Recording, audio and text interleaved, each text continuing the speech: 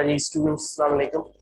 तो आज की क्लास में हम डेरिवेशन के कुछ रिमेनिंग जो टॉपिक्स हैं डेरिवेशन से रिलेटेड उनको कैरी फॉरवर्ड करेंगे, जिसमें मेन दो टॉपिक्स हैं हमारे।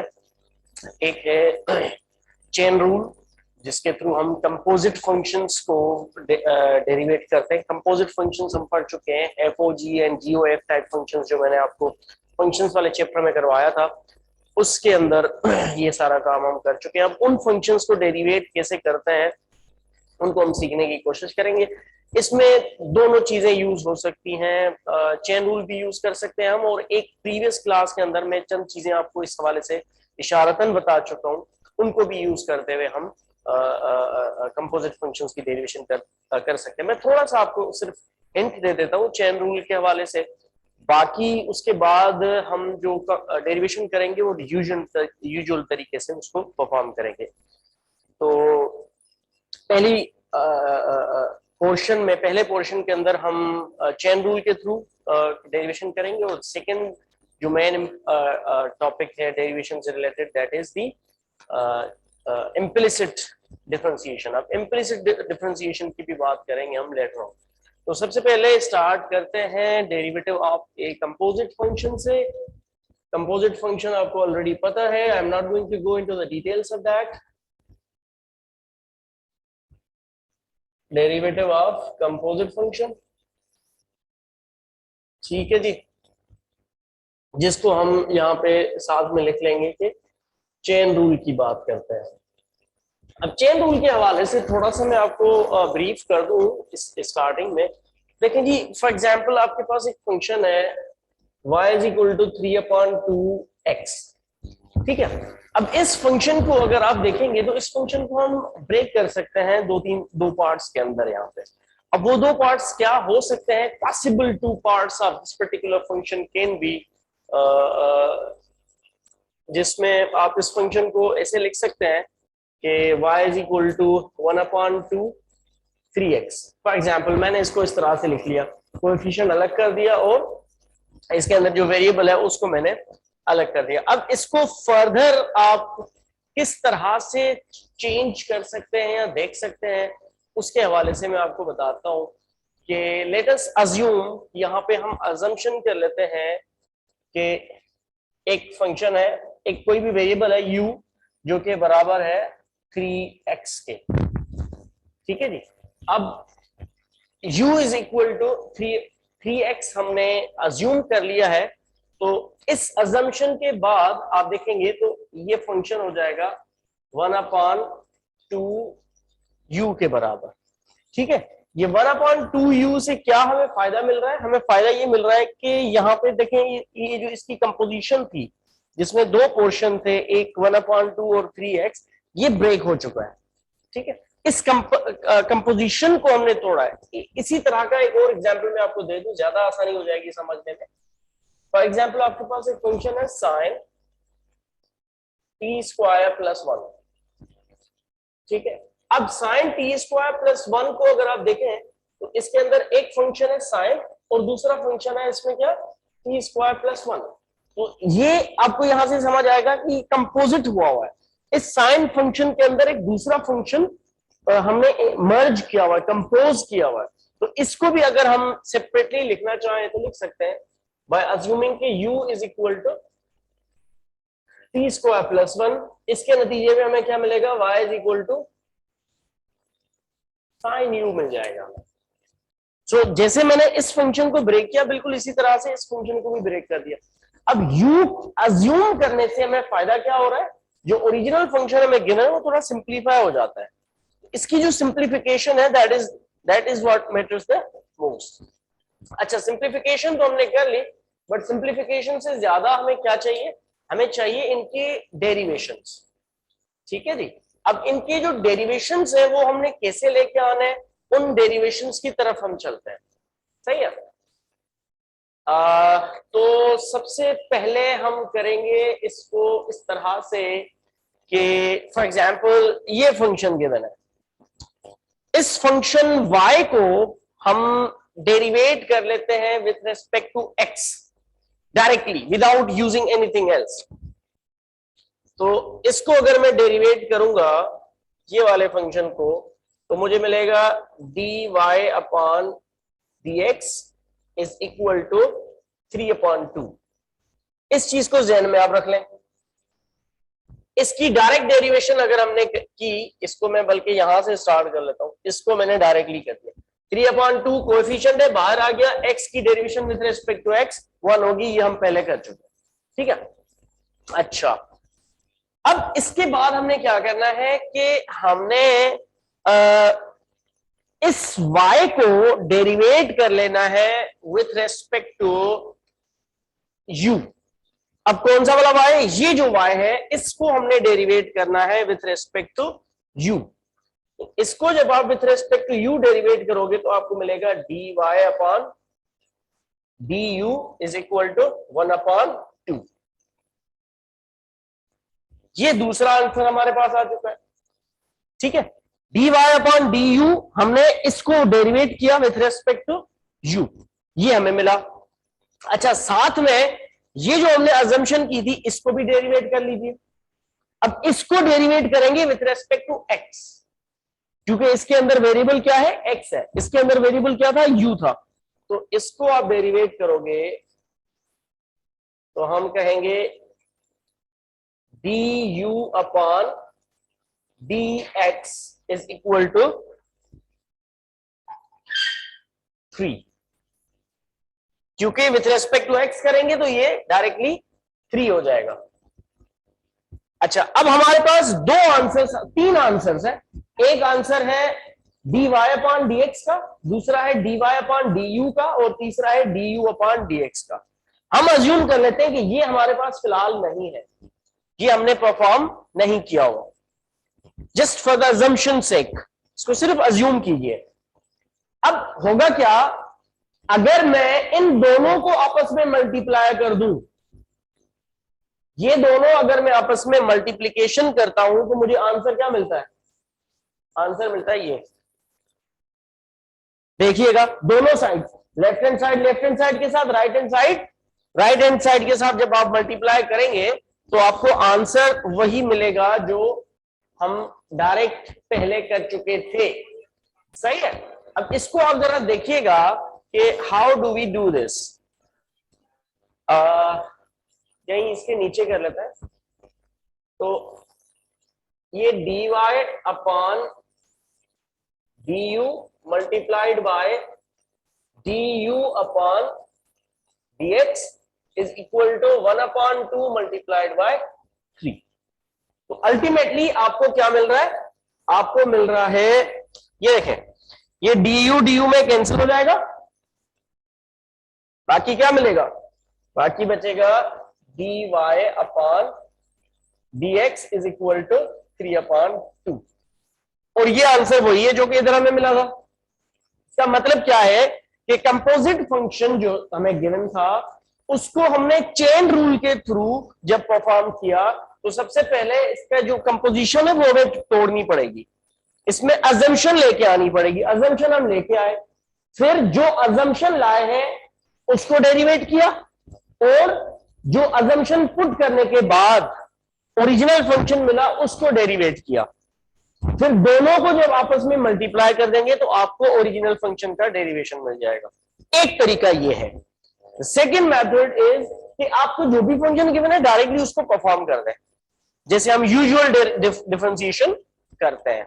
ये एक आम सा फंक्शन था, तो इसमें दोनों तरीकों से कोई ज्यादा फर्क आपको ऑब्वियस नजर नहीं आएगा। मगर एक जब थोड़ा सा कॉम्प्लिकेटेड क्वेश्चन आता है तो उसमें चेन रूल ज्यादा वैल्यूएबल फील होता है, सही है। इसका स्क्रीनशॉट ले लें आप जल्दी से, फिर मैं जो ये दूसरा फंक्शन लिखा हुआ है यहाँ पे इसको डेरिवेट करवाता हूँ और चेन रूल को भी थोड़ा सा लिख लेता हूँ आपके लिए।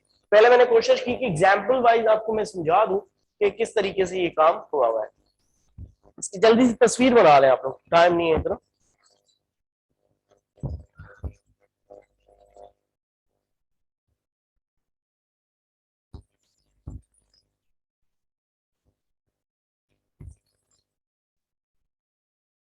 अच्छा जी, सो अब हैविंग डन दिस तो थोड़ी सी चेन रूल की बात कर लेते हैं हम।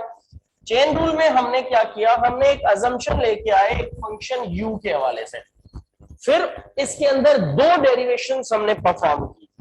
हमारे पास जो भी फंक्शन गिवन है, लेट्स से वो फंक्शन गिवन है y is equal to f of x. अब इसको डेरिवेट करने के लिए हमने क्या किया, dy upon dx is equal to, हमने इसको रखा था dy upon du multiplied by du upon dx। अब ये अजम्पशन हमने कैसे निकाली, हमने ये अजम्पशन निकाली by breaking the given composite function. उसको u के अज्यूम करवाया, फिर विथ रिस्पेक्ट टू x अलग से डेरिवेट किया, विथ रिस्पेक्ट टू u अलग से डेरिवेट किया, और आखिर में दोनों को हमने जब मल्टीप्लाई कर दिया तो हमें गिवन रिक्वायर्ड आंसर मिल गया, जो कि dy अपॉन dx था। क्योंकि देखिए ये वेरिएबल्स का खेल है, आपको देखना पड़ेगा कि इंडिपेंडेंट वेरिएबल और डिपेंडेंट वेरिएबल कौन सा गिवन है फंक्शन के अंदर। जो भी डिपेंडेंट और इंडिपेंडेंट गिवन होंगे उसके हिसाब से आपको इसको बनाना पड़ेगा। फॉर एग्जाम्पल इस क्वेश्चन को अगर हम देखें तो इसमें y is equal to sine t square plus 1 given है, मतलब यहां पे x नहीं है, यहां पे क्या है, t गिवन है। तो जब यहां पे t गिवन है तो चेन रूल हमारा कैसे बनेगा, चेन रूल हमारा बनेगा dy अपॉन dt, क्योंकि विथ रेस्पेक्ट टू x तब करते हैं जब given function with respect to x given होता है। यहां पे ये with respect to t given है, इसीलिए हम इंडिपेंडेंट वेरिएबल क्या लेके आएंगे, t लेके आएंगे। तो जहां जहां पे x वहां पे t पुट कर दो आप। तो पहला हो जाएगा dy अपॉन du, ये तो सेम रहेगा, multiplied by du upon dt हो जाएगा। तो अब बेसिकली इस चेन रूल को यूज करते हुए अगर आप इसको डेरिवेट करना चाहते हो तो पहले dy अपॉन du मालूम करो, उसके बाद du अपॉन dt मालूम करो, दोनों को मल्टीप्लाई करो तो ओरिजिनल फंक्शन का आपको डिफरेंशिएशन मिल जाएगा। देखिएगा कैसे होता है। तो फॉर एग्जांपल दो फंक्शंस हमें गिवन है, एक फंक्शन u गिवन है, दूसरा फंक्शन y गिवन है। इन दोनों को अपने डेरिवेट कर लेना है, ठीक है। इसको डेरिवेट करो पहले, du अपॉन dt करेंगे, क्योंकि with respect to t given है ये, तो ये हो जाएगा इक्वल टू 2t, ठीक है जी।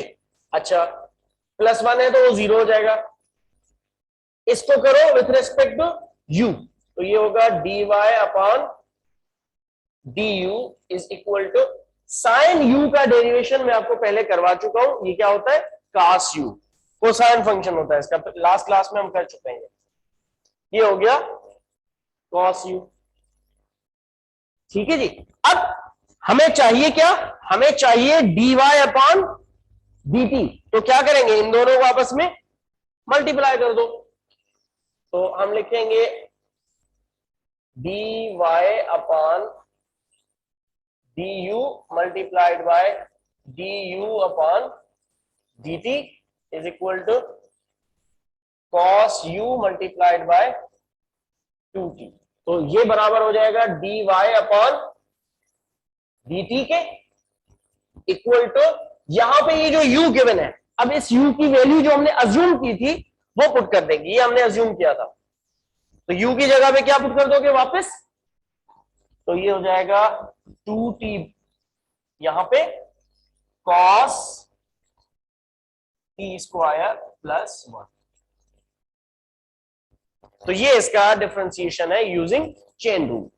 अब चेन रूल इस तरह से काम करेगा, अगर आपको ये आसान लगता है तरीकेकार तो आप ये अप्लाई कर रहे हैं। If you find it difficult कि क्या अजम्पशन करनी है, क्या कारनामा परफॉर्म करना है, तो फिर एक अल्टरनेट मेथड है जो कि मैं आपको अभी करके दे रहा हूं।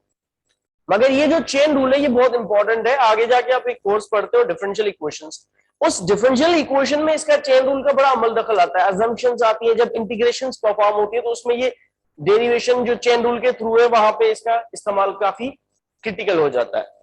अच्छा अगर मैं इसको डायरेक्टली डेरिवेट करूं without considering the chain rule तो क्या होगा, इसको यहां से आप लेके आ जाओ, dy upon dt equal to d upon dt sign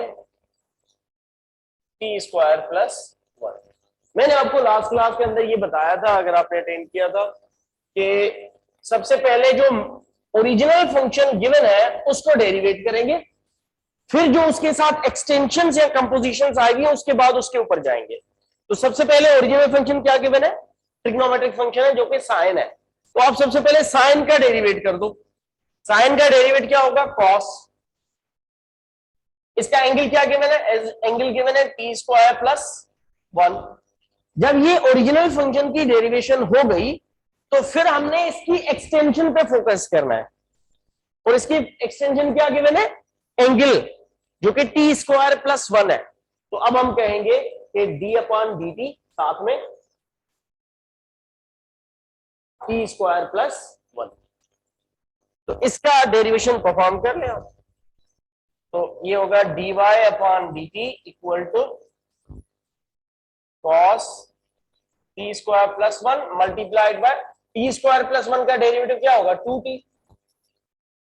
अब इसको सिंप्लीफाई करके लिखोगे तो ये हो जाएगा d y upon D t equal to 2t cos t square plus 1। That's your answer. और इन दोनों को आप मैच करो तो सेम है। अब चाहे आप ये वाला मेथड अपनाएं या डायरेक्टली बस डेरिवेटिव परफॉर्म करते जाए, इसमें सिर्फ आपको ये एहतियात रखना पड़ेगा ये वाले मेथड में कि कोई भी चीज रह ना जाए, क्योंकि ये रिपीटेडली इसके अंदर डेरिवेशन होती रहेगी। ठीक है, ये रिपीटेशन के साथ इसमें डेरिवेशन परफॉर्म होती है। आसान है, डेरिवेशन के रूल्स वही हैं जो हम पहली क्लास के अंदर पढ़ चुके हैं, डिफरेंशिएशन के लेक्चर के अंदर वही सारे रूल्स अप्लाई होंगे। सिर्फ आपको सेंस यूज करना पड़ेगा कि इसके अंदर कितनी वेराइटी है।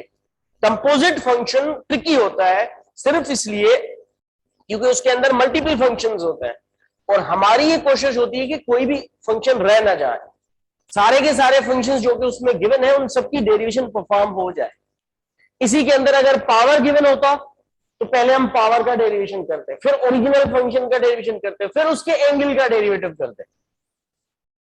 तो ये सारी चीजें जो है आपको जहन में रखनी पड़ेंगी जब आप इसको परफॉर्म करने जाएंगे। एक आधा और एग्जांपल मैं इसका करवाता हूं, पहले इसका स्क्रीनशॉट ले लें आप लोग।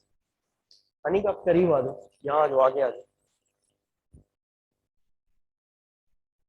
इसका स्क्रीनशॉट पकड़ लें आप, उसके बाद फिर हम आगे चलते हैं।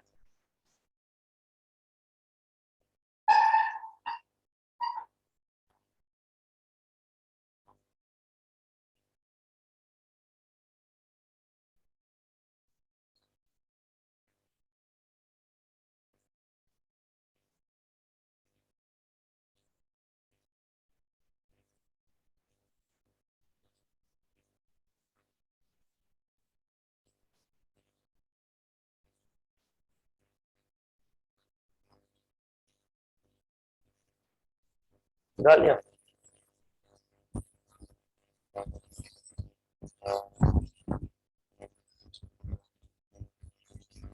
अच्छा जी, अब आपके पास एक और फंक्शन गिवन है। अगेन देखिएगा वो कंपोजिट फंक्शन होगा कि जिसके अंदर दो फंक्शंस आपको कम से कम नजर आएंगे। मैक्सिमम ज्यादा भी हो सकते हैं मगर मिनिमम कंपोजिट के अंदर दो फंक्शंस नजर आते हैं।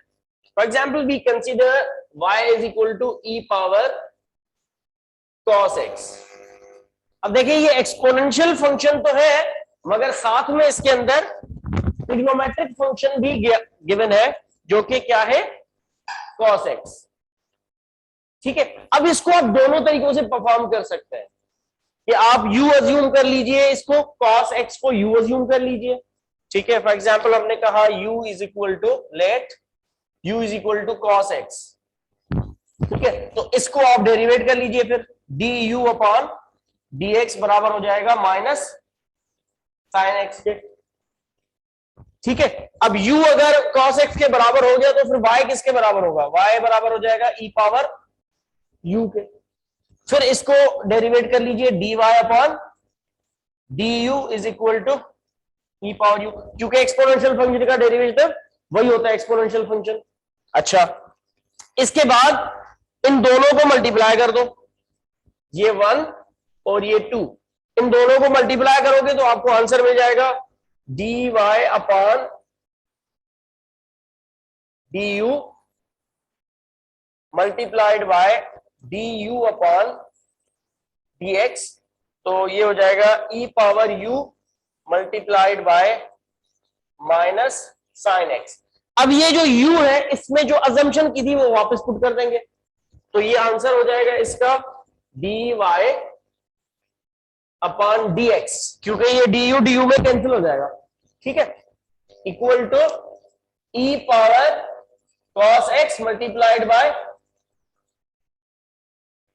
माइनस साइन x, या फिर इसको अब ऐसे लिख लें dy upon dx is equal to minus sine x e power cos।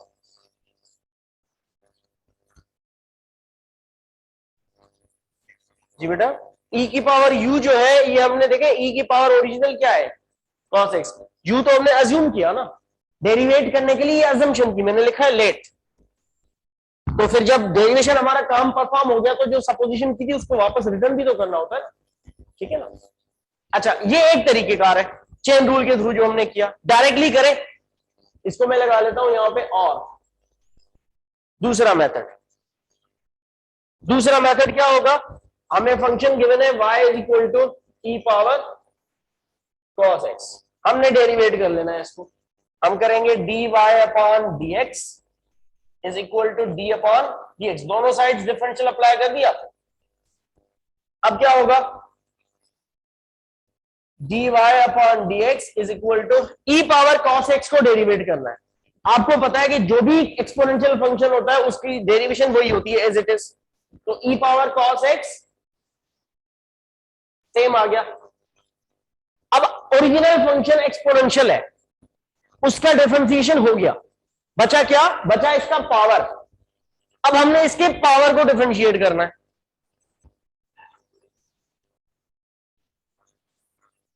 कौन सा, ये बेटा आपने कितनी क्लासें ली है इससे पहले, हाँ तो ये मसला थोड़ा मुझे थोड़ा सबर कर लीजिए, आपको समझ आ जाएगा।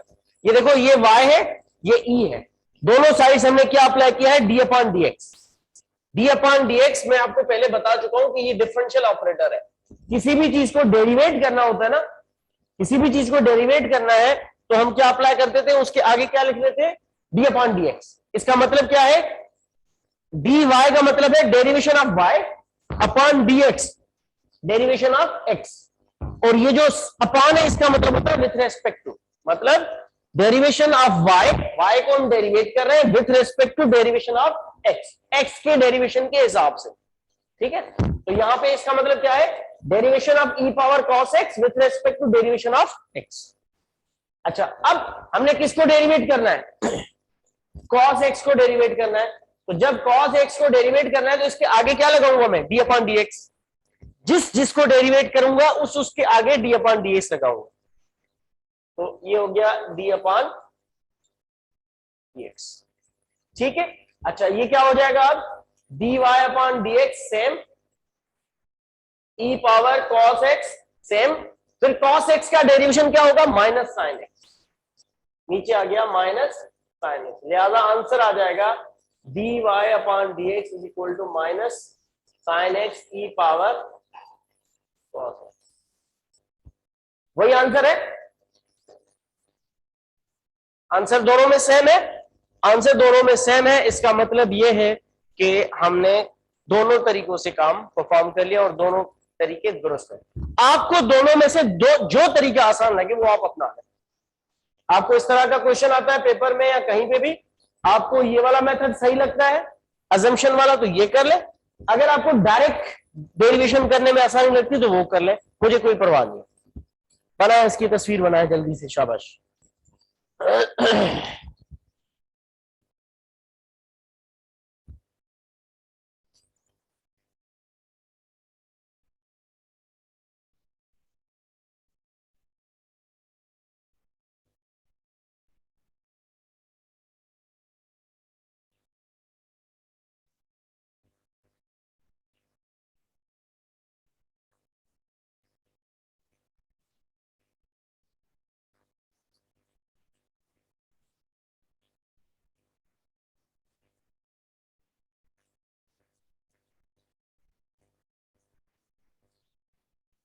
इसको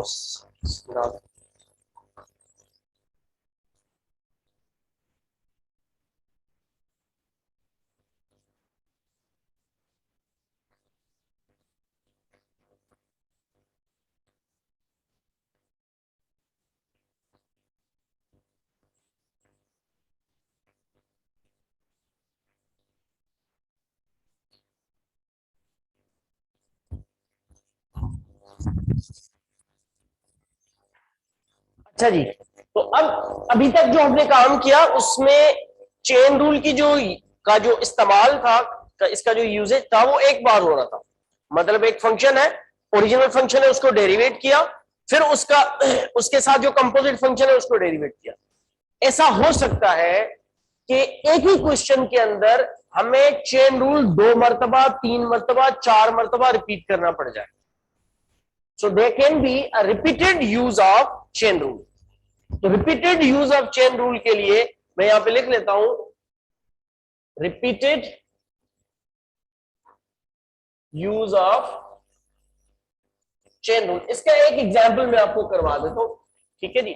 फॉर एग्जांपल आपको फंक्शन गिवन है G of T equal to tangent 5 minus sine 2t। अब देखें इसके अंदर आपको बहुत सारे फंक्शन नजर आएंगे, फंक्शन के अंदर फंक्शन नजर आएंगे, इसी का नाम है कंपोजिट फंक्शन। पहले ओरिजिनल फंक्शन क्या गिवन है, टेंजेंट, उसके एंगल में क्या गिवन है, 5 माइनस साइन 2t। फिर अगर साइन फंक्शन के अंदर आए तो उसका एंगल भी मल्टीप्लाई हुआ है। तो within one function there is another function, और फिर उसके फंक्शन के अंदर दूसरा फंक्शन है। तो 3 फंक्शन है बेसिकली यहाँ पे, एक 2t है, दूसरा 5 माइनस साइन 2t है, तीसरा टेंजेंट है। तो इसको 2-3 मरतबा हमें चेन रूल को रिपीट करना पड़ेगा। अब मैं इसको सॉल्व करूंगा सेकेंड मेथड के थ्रू। तो सेकेंड मेथड यहां पे क्या होगा, दोनों साइड डिफरेंशियल अप्लाई करेंगे। तो हम लिखेंगे d upon D t, g of T equal to d upon D t tangent 5 minus sine 2t। दोनों साइड डेरिवेटिव अप्लाई कर दिया। इसका डेरिवेटिव आपको पता है कि इसको मैं ऐसे लिख सकता हूं, कामा लगा के। ये मैं सैंपल्स बता चुका हूं आपको, मैं लेक्चर्स प्रोवाइड कर दूंगा प्रीवियस, जिसमें ये मैं करा चुका हूं, ठीक है, वीडियो लेक्चर्स अवेलेबल है। तो जी अपॉन जी टी हो गया इक्वल टू, पहली फुर्सत में क्या करेंगे, जो ओरिजिनल फंक्शन है उसको डेरिवेट करेंगे। तो ओरिजिनल फंक्शन क्या गिवन है, टेंजेंट। टेंजेंट का डेरिवेटिव क्या होता है बेटा, सीकेंट स्क्वायर। ये फार्मूला लिखवा चुका हूं मैं, secant square 5 minus sine 2t। अब यहां पे कहानी खत्म नहीं होगी, क्योंकि अब हमने किसको डेरिवेट करना है, इस वाले फंक्शन को डेरिवेट करना है। तो हम लिख देंगे D upon D T 5 minus sine 2t। तो ये हो जाएगा G prime of T is equal to secant square 5 minus sine 2t। अब इसको डेरिवेट करोगे तो 5 का डेरिवेशन हो जाएगा 0, क्योंकि कांस्टेंट है, माइनस सेम साइन 2t को डेरिवेट करना है, तो पहले इसमें साइन को डेरिवेट करेंगे, और साइन का डेरिवेटिव होगा कॉस। तो ये हो जाएगा कॉस 2t। अगर तो यहां पे ये सिंपल साइन t होता, 2 ना होता, तो ये यहां पे खत्म हो जाता। मगर क्योंकि इसके एंगल के अंदर 2t है, एक फंक्शन दूसरा भी है, तो फिर उसके एंगल को डेरिवेट करेंगे। बिल्कुल इसी तरह से जैसे टेंजेंट को डेरिवेट करने के बाद उसके एंगल को डेरिवेट कर रहे हैं, इसी तरह से साइन को डेरिवेट करने के बाद इसके एंगल को डेरिवेट करेंगे, इस तरह से। तो हम लिखेंगे d upon D T 2t। लिहाजा ये फंक्शन हो जाएगा G of T is equal to secant square 5 minus sine 2t minus cos 2t। 0 तो खत्म हो गया ना बेटा, मल्टीप्लाइड बाय 2t का डेरिवेशन होगा 2। अब ये सारे चीजें आपस में मल्टीप्लाई हो रही हैं, तो हम इसको बाहर लिख लेंगे, और ये हो जाएगा G of T is equal to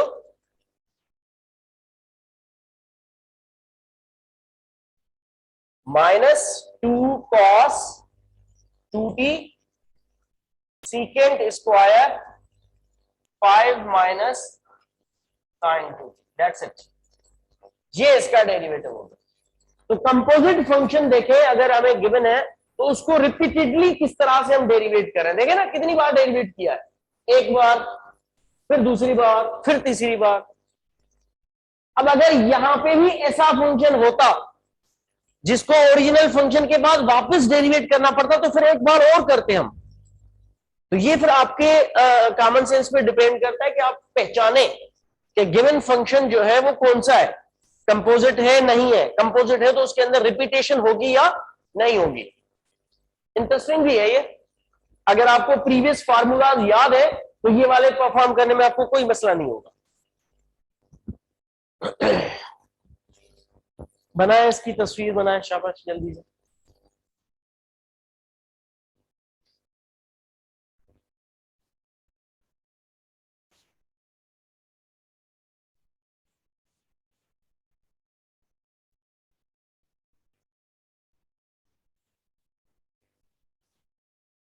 बता दो।